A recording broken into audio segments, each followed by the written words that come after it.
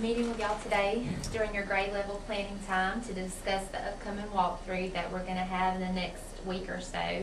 As y'all know, that people from the board have been walking through assessing our classrooms and seeing if we're up to par with the new Common Core standards. This is our second year of rolling out the Common Core standards, so they're looking for specific things when they're coming through. And the first standard that they're going to be the first standard they're going to be assessing as they come through for theme 1 is the standards themselves, and they're going to be looking for specific things when they come through. So we have a handout for you just to look through as we go through them to discuss what they're actually going to be looking for. There will be people from different schools, different literacy coaches coming through, and like the deputy superintendent and maybe even the superintendent himself coming through to evaluate classrooms and to see are the classrooms up to par as far as this checklist. The rubric checklist is exemplary would be a 3, proficient 2, needs development 1, and ineffective would be the 0. The first standard that they're looking for is that the standards are posted and the ICANN statements are posted, which I see you have them by your door there, so they just want them visible for the students. The second one is that there's an understanding of the standard being taught and its connection to previous standards. So they want the students to be able to tell them what standard they're working on. There has been a lot of emphasis on they do not want the students to say ELACC4R1. You know, they want them to just say, you know, we're working on synonyms, or we're working on the theme of the story. You know, but not the formality of the, you know, the standards, the words, like the formal words, but just being able to say what they're actually doing with the standard. They want to make sure that the lessons that are being taught are aligned to the standards. So just like, you know, when we used to formally be doing GPS, we always made sure that, you know, we were using GPS standards. Now they want us to make sure that we're using the Common Core standards when we're planning our lessons. I know that, you know, with meeting with 4th grade and planning with 4th grade, we've actually had to do some lesson plans that were not completely aligned because we had to do some building block lessons. Like before we actually taught informational, we had to teach some nonfiction text features to get ready for informational. So that's okay because that's a building block lesson to get ready for the Common Core. But as long as you are, you know, building for that lesson, they just don't want you to be way off, you know, in another grade's, you know, standards. You know, they want you to be with your, at least building toward that standard or working on that standard. The next area they'll be looking for is a connection of the standards to other content areas. You know, the Common Core, the whole purpose of that is to be cross-curricular, you know, having all the curriculum connecting to each curriculum area. You know, when you're doing math and science, make sure it's connect reading, writing, science, and social studies. So they'll be looking for that. Any questions so far on this? Okay. The next thing they'll be looking for is making sure that that you're using quality, meaningful performance tasks in ELA.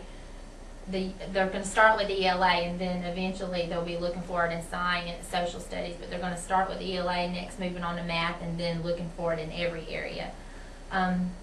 They want to make sure that it's not just, you know, a worksheet or just, you know, identify the, you know, the metaphor. They want to actually make sure that it's performance tasks. They want to make sure that students are modeling and sharing the standards in student-friendly language. Like I said earlier, they really want to get away from the, you know, the quoting the letters and the numbers. They want the teachers to use student-friendly language and the students to use friendly language. I think they were finding a lot that the students would get all the letters and the numbers bumbled up, or would either memorize the standard but still didn't really know what they were doing. So they want to get away from that and really make sure the students have an understanding of what they're working on. And the last thing they'll be looking for the standards walkthrough is to make sure that through questioning and conversations, the teachers are making sure that the students understand that they know, again, what they're working on, and that they can, you know, they're emphasizing again the standards and talking about the standards and making sure the students understand what they're working on with the standard. And so those will be the main things. Each classroom will be scored based on the 3, 2, 1, or 0 scale.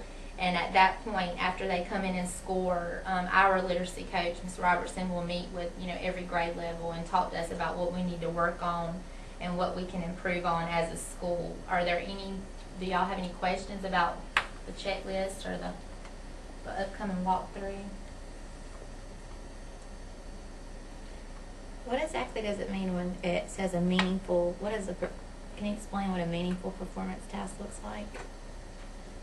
Okay, for like the meaningful performance task, that just means like the performance task is anything that the student can, any product that the student can create using the content that they've learned, using any concept that they've learned, the content that they've learned to create a product. It could be a constructive response. It could be them creating a brochure over the content. If they were studying astronauts and they created a brochure about a specific astronaut, or created a book about the phases of the moon, or we're studying explorers and created a song about a particular explorer. It's any task that they do to create something, a constructive response, like I said, or a product that's using the knowledge that they've learned to do that. So it would need to have a rubric. I know that it can get kind of crazy when you're doing different things, like sometimes with your centers when you allow them to choose. Like if you say, oh, you can do a brochure or a poem or a song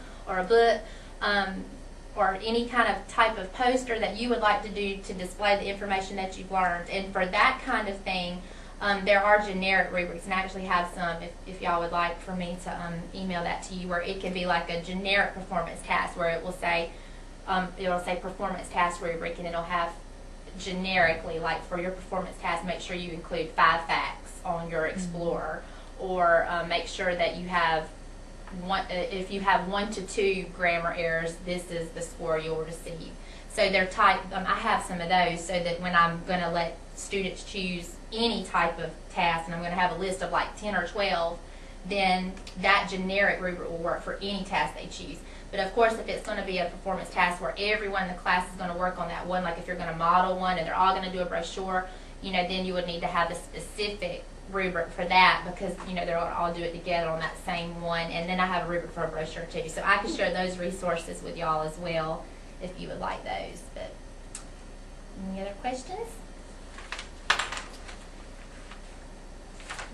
And they'll be coming over the net. We don't know the exact date that they'll be coming, but they'll start. They're going to be starting on probably the end of this week, so through next week.